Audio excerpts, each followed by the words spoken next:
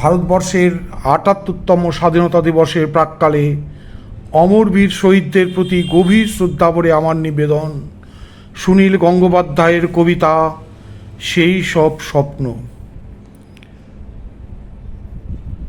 কারাগারের ভেতর পড়েছিল জ্যোৎস্না, বাইরে হাওয়া, বিষম হাওয়া, সেই হাওয়ায় নশ্বরতার গন্ধ। তবু ফাঁসির আগে দীনেশ গুপ্ত চিঠি লিখেছিল তার বৌদিকে, আমি অমর, আমাকে মারিবার সাধ্য কারও নাই। মধ্যরাত্রির আর বেশি দেরি নেই, প্রহরের ঘণ্টা বাজে, শান্তিও ক্লান্ত হয়। শিয়রের কাছে এসে মৃত্যু বিমর্ষ বোধ করে। কন্ডেম সেলে বসে প্রদ্যুৎ ভট্টাচার্য লিখছেন, মা তোমার প্রদ্যুৎ কি কখনো মরতে পারে?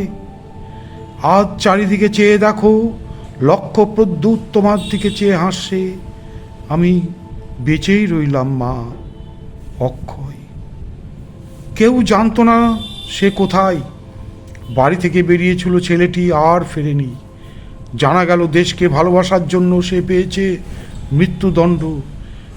শেষ মুহূর্তের আগে ভবানী ভট্টাচার্য পোস্টকার্ডে অতি দ্রুত লিখেছিল তার ছোট ভাইকে, অমাবস্যার শ্মশানে ভীরু ভয় পায়, সাধক সেখানে সিদ্ধি লাভ করে। আজ আমি বেশি কথা লিখব না, শুধু ভাবব মৃত্যু কত সুন্দর। লোহার শিকের উপর হাত, তিনি তাকিয়ে আছেন অন্ধকারের দিকে।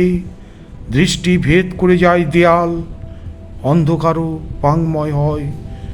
সূর্য সেন পাঠালেন তার শেষ বাণী, আমি তোমাদের জন্য কি রেখে গেলাম? শুধু একটি মাত্র জিনিস, আমার স্বপ্ন, একটি সোনালি স্বপ্ন।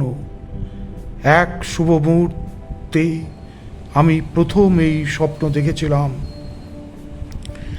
সেই সব স্বপ্ন এখনো বাতাসে উড়ে বেড়ায়, শোনা যায় নিঃশ্বাসের শব্দ। আর সব মরে, স্বপ্ন মরে না, অমরত্বের অন্য নাম হয়।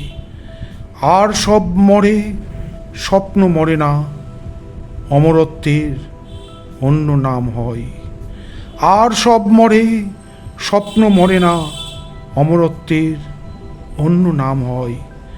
কানু, সন্তোষ, অসীমরা জেলখানার নির্মম অন্ধকারে বসে এখনো সেরকম স্বপ্ন দেখছে।